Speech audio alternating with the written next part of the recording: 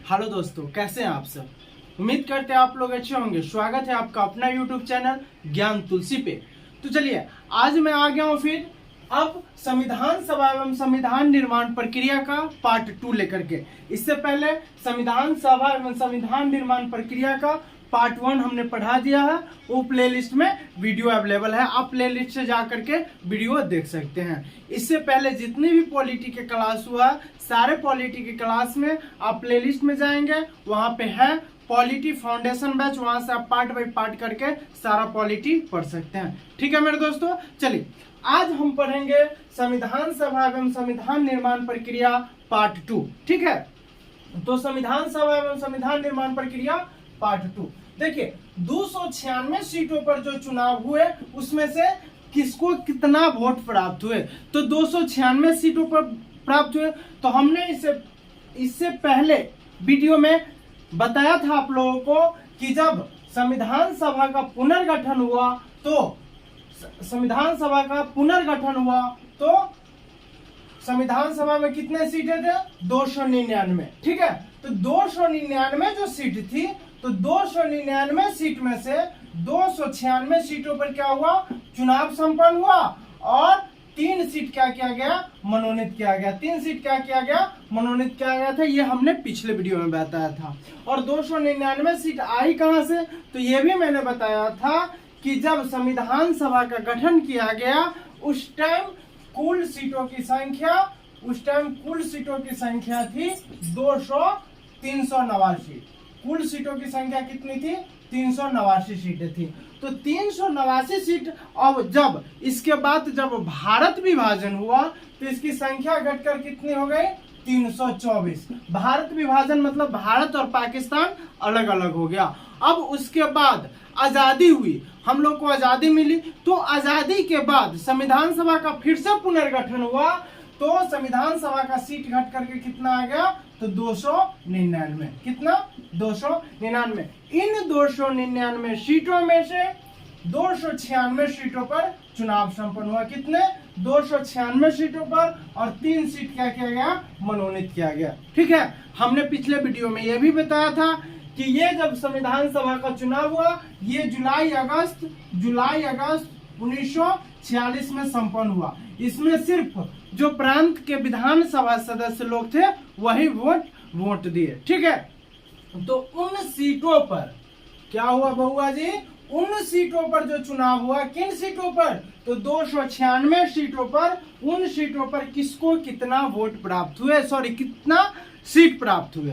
तो कांग्रेस को मिला 208 सीट, मुस्लिम लीग को 73 सीट और अन्य छोटी छोटी पार्टियों को मिलाकर के 15 सीट प्राप्त हुए। इतने सीटों पर चुनाव हुए जिनमें से कांग्रेस को मिला 208 सीट, मुस्लिम लीग को 73 सीट और अन्य छोटी छोटी पार्टियों को प्राप्त हुआ 15 सीट। ठीक है, सर्वाधिक प्रतिनिधि जो था ब्रिटिश से संयुक्त प्रांत से निर्वाचित होते हैं। जो सर्वाधिक लोग कहां से निर्वाचित हुए थे, तो संयुक्त प्रांत से 55 सीट प्राप्त हुए थे। कितने सीट प्राप्त हुए थे दोस्तों, 55 सीट। अब संयुक्त प्रांत कहाँ का हम, तो संयुक्त प्रांत उत्तर प्रदेश और उत्तराखंड।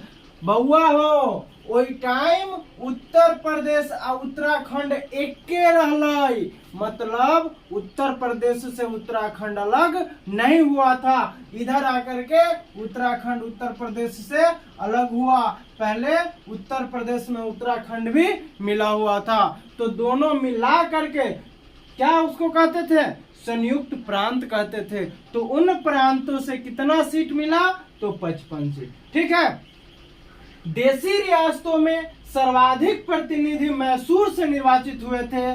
जो देशी रियासत में चुनाव हुआ था उसमें सर्वाधिक प्रतिनिधि कहां से, तो मैसूर से 7 निर्वाचित हुए थे। ठीक है, और हैदराबाद एकमात्र ऐसी देशी रियासत है जिसका कोई भी प्रतिनिधि का हुआ संविधान सभा में भाग या शामिल नहीं था। देखिए आपके एग्जाम में क्वेश्चन आ जाता है कि कौन सी ऐसी देशी रियासत है जो संविधान सभा में शामिल नहीं था, तो हैदराबाद एकमात्र ऐसा देशी रियासत है जो संविधान सभा के सदस्य में शामिल नहीं था।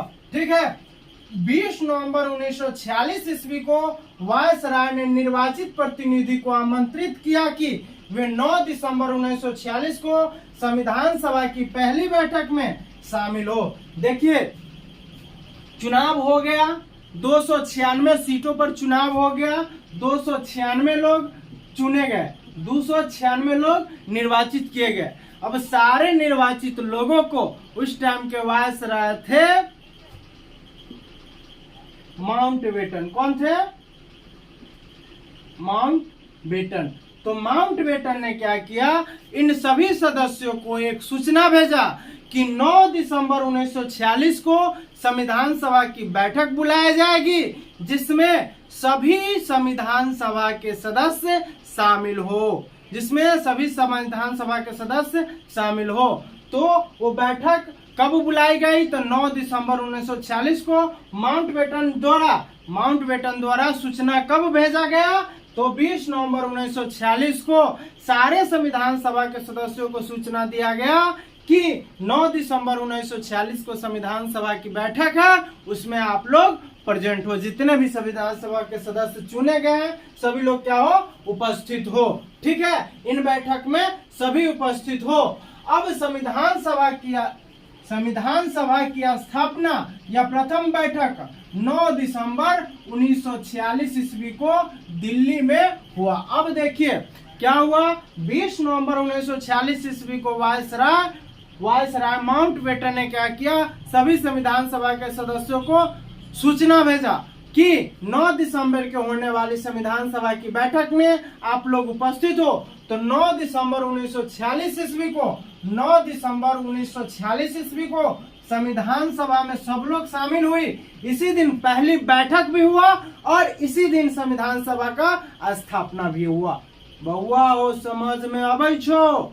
हाँ अबै तो 9 दिसंबर 1946 के सारे लोग उपस्थित हुए, तो उसी दिन क्या हुआ, संविधान सभा का गठन कर दिया गया, संविधान सभा का स्थापना हुआ और पहली बैठक उसी दिन बुलाया गया। अब इस बैठक में 296 सदस्य नहीं आया, कुल कितने सदस्य शामिल हुए? तो मात्र 207 सदस्य मौजूद थे, जिसमें से 3 महिला थी। 207 सदस्य ये 9 दिसंबर 1946 ईस्वी के जो माउंटबेटन संविधान सभा के सदस्य लोगों को बुलाया था, उस बैठक में 296 में से मात्र 207 सदस्य आए, जिनमें से 3 महिला थी। मतलब बउआ हो पुरुष केतेक रहलै? 204, महिला 3, तो टोटल कितने हलो? 7 सदस्य। तो इनमें कितनी सदस्य शामिल थी? मात्र 207 सदस्य।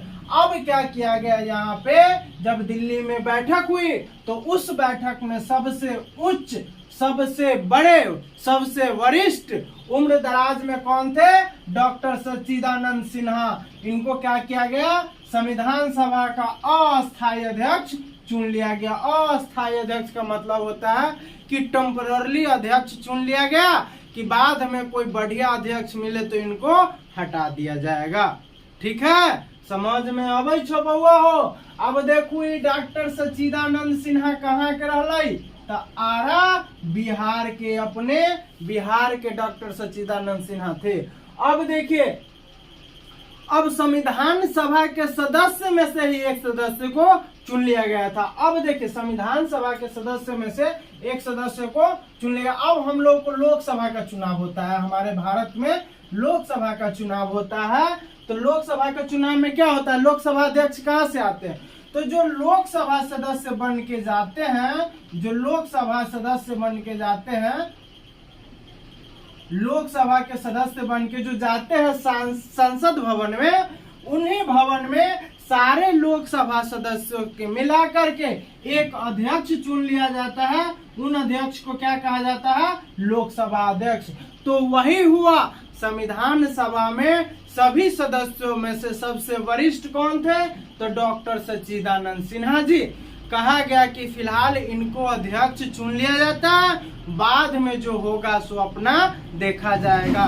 तो आपके एग्जाम में क्वेश्चन आएगा बउआ जी, संविधान सभा की पहली बैठक कब हुई? तो संविधान सभा की पहली बैठक 9 दिसंबर 1946 को हुई।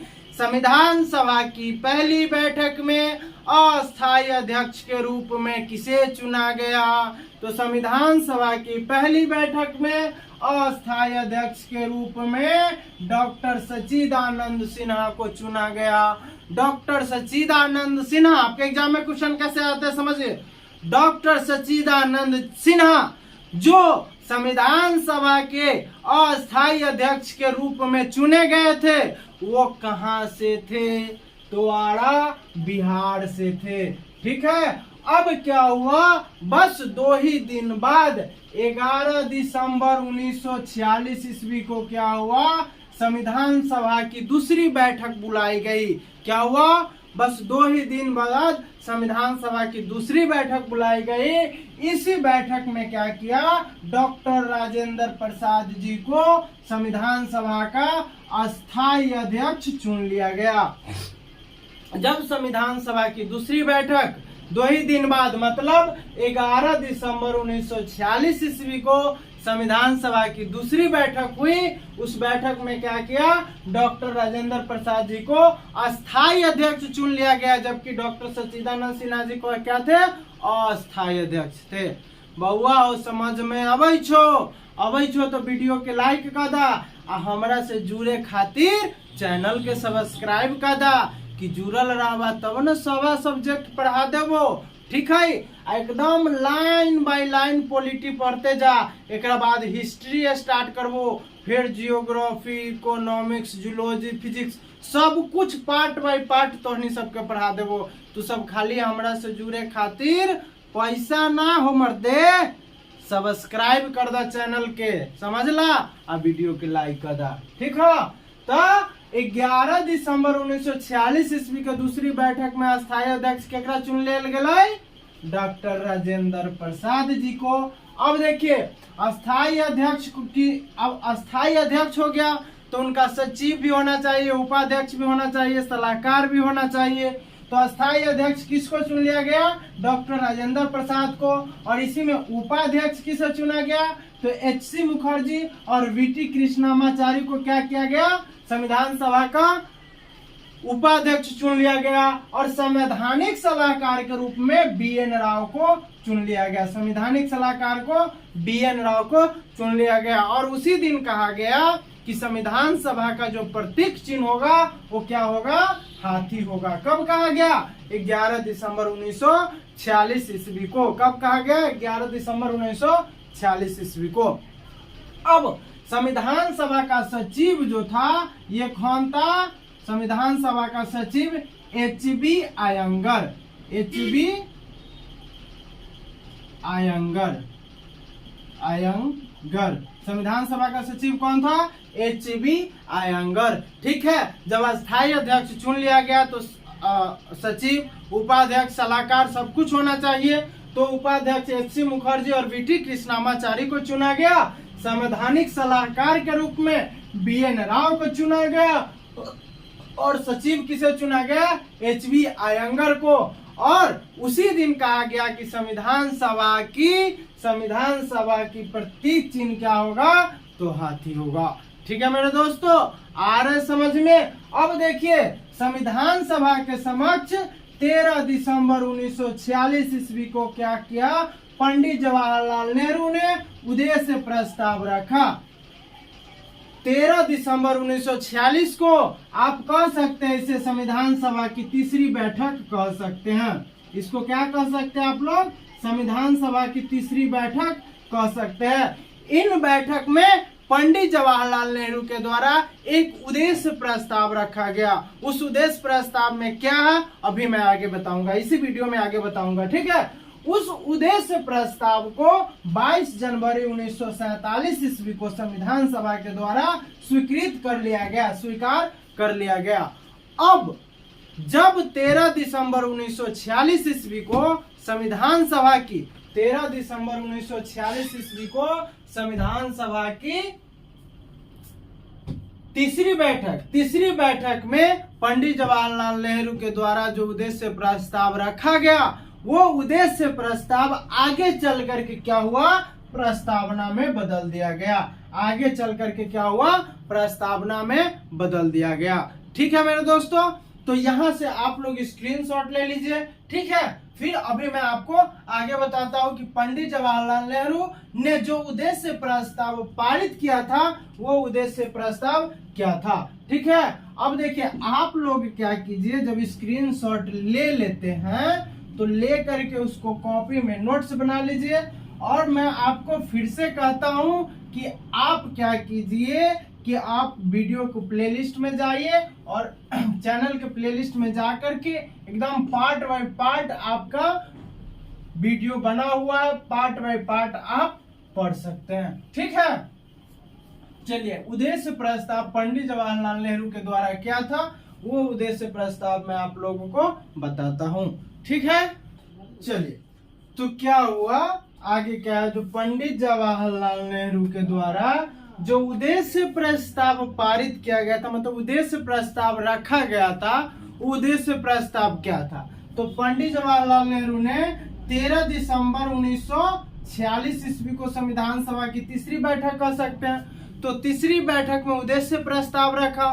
तो उद्देश्य प्रस्ताव क्या क्या था, तो वो उद्देश्य प्रस्ताव था, उद्देश्य प्रस्ताव में निम्नलिखित प्रमुख तत्वों को रखा गया। तो पहला था कि भारत को गणतांत्रिक राज्य बनाना है।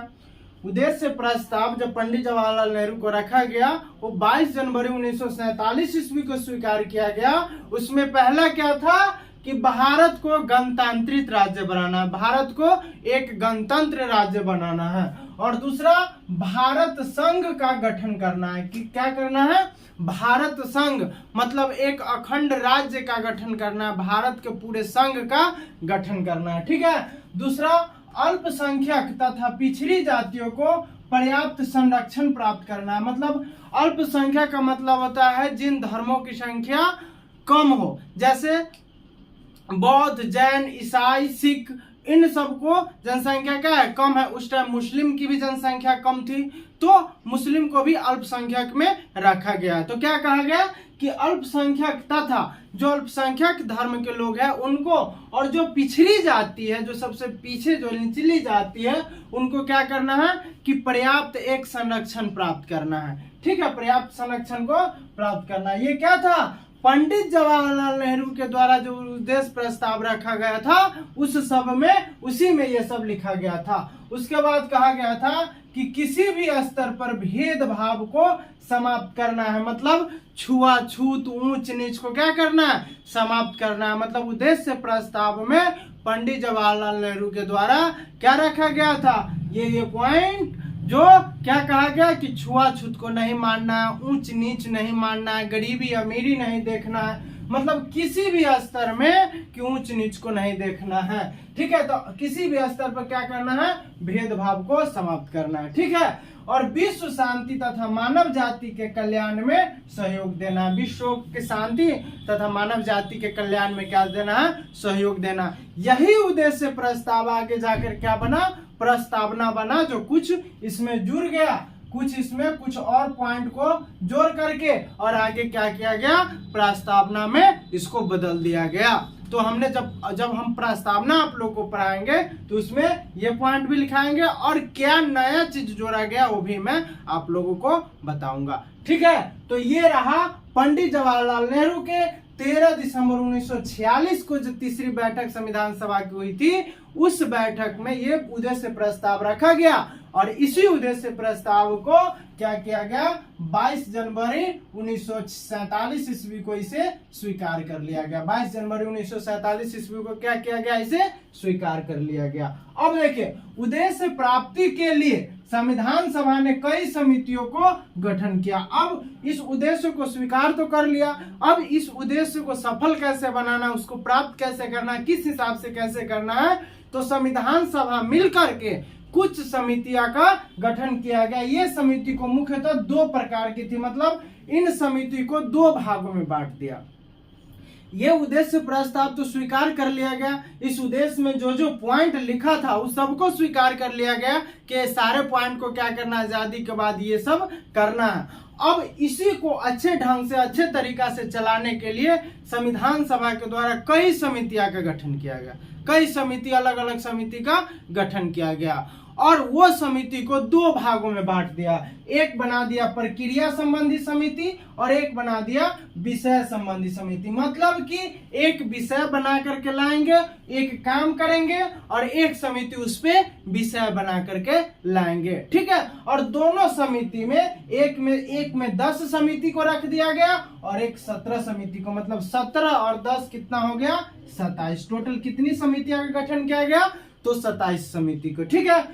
प्रक्रिया संबंधी में क्या किया कि मतलब ये काम करेंगे और विषय संबंधी समिति में ये एक विषय बना करके लाएंगे और प्रक्रिया संबंधी समिति में जो 10 समितियां हैं वो समिति क्या करेंगे इस पे काम करेंगे, ठीक है। विषय संबंधी ये विषय बना करके लाएंगे पॉइंट बना करके और प्रक्रिया संबंधी समिति है समिति पे काम करेंगे। इसमें 10 समिति को रखा गया और इसमें 17 समिति को रखा गया कि आप सभी समिति मिलजुल करके काम करना। लेकिन इन सबसे इंपॉर्टेंट क्या है तो प्रारूप समिति। क्या पढ़ना हम लोगों को प्रारूप समिति। तो प्रारूप समिति हम लोग पढ़ेंगे नेक्स्ट वीडियो में। क्या है कि प्रक्रिया नियम समिति, परिचालन समिति, परामर्श समिति, 1-2 हमने उदाहरण दिया है, ठीक है। और ज्यादा पढ़ना नहीं है, तो आप लोगों को नौकरी लेना है न कि ज्ञाता बनना है, ठीक है। तो बस इतना जानने के लिए इन सभी समिति में सबसे इंपॉर्टेंट समिति क्या है प्रारूप समिति। तो इन प्रारूप समिति को हम लोग पढ़ेंगे नेक्स्ट वीडियो में, ठीक है मेरे दोस्तों। उम्मीद करते हैं आपको ये वीडियो अच्छा लगा होगा। पहले आप लोग स्क्रीनशॉट ले लीजिए। देखिए ये पीछे का ये हमने नहीं मिटाया है, इस साइड वाला हमने मिटाया है और इसी साइड लिख दिया है, ठीक है। तो आप लोग क्या करेंगे जहां से मीटा हुआ है उसके बाद यहाँ से आप लोग क्या करेंगे नोटबुक में बना लेंगे स्क्रीनशॉट लेकर के। यहाँ से आप लोग क्या कीजिए कॉपी में नोट्स कर लीजिए, ठीक है। और जो व्यक्ति आज मैं फिर एक बार बोल रहा हूँ कि जो भी व्यक्ति इस वीडियो को फर्स्ट बार देख रहे हैं उनको पीछे की क्लास नहीं पता है तो चैनल को ओपन करेंगे और चैनल के प्लेलिस्ट में जाएंगे, वहां पे लिखा होगा पॉलिटी फाउंडेशन बैच। आप पार्ट बाय पार्ट करके सारा वीडियो वहां से देख सकते हैं, ठीक है। उम्मीद करते हैं आपको ये वीडियो अच्छा लगा होगा, समझ में आया होगा। तो बस आप हमसे जुड़ जाइए, आपको सारा सब्जेक्ट बिल्कुल फ्री, आपसे कोई एक पैसा नहीं ले रहा है। बस आपसे और आप और हम जुड़ने के लिए बस मेरे चैनल को सब्सक्राइब कर दीजिए और वीडियो को लाइक कर दीजिए। फिर देखिए आप किस तरीका से धीरे धीरे, देखिए जब चींटी पहाड़ पे चलती है तो धीरे धीरे चलती है और एक दिन मुकाम कर पाती है। तो आप घबराइए नहीं, धीरे धीरे आपका सारा सब्जेक्ट हम खत्म करेंगे। आराम से पढ़िए, सारा सब्जेक्ट अच्छे से खत्म हो जाएगा, कोई दिक्कत नहीं हो। जब भी आप लोग वृक्ष को रोपते हैं तो वृक्ष क्या होता है धीरे धीरे बढ़ता है, ना कि आज रोपे और कल फल देने लगा, नहीं ना देने लगता है। तो वृक्ष रोपते हैं तो कभी क्या होता है उसको जानवर चबा जाता है, फिर हिम्मत बांध करके क्या करता है वो फिर मतलब पनपी देता है, फिर कलश देता है, फिर पत्ता निकलता है, फिर कोई जानवर उसे चबा जाता है, फिर पत्ता निकलता है। मतलब धीरे धीरे करके एक बहुत सारा वृक्ष बन जाता है, बहुत बड़ा विशाल वृक्ष बन जाता है। तो इसी प्रकार आपको एक बहुत ही विशाल वृक्ष बनना है, लेकिन धीरे धीरे, घबराना नहीं है मेरे दोस्तों, ठीक है। मिलते हैं नेक्स्ट वीडियो में प्रारूप समिति को लेकर के। तो प्रारूप समिति हम नेक्स्ट वीडियो में पढ़ाएंगे। तब तक के लिए मिलते हैं नेक्स्ट वीडियो में, तब तक के लिए बाय बाय।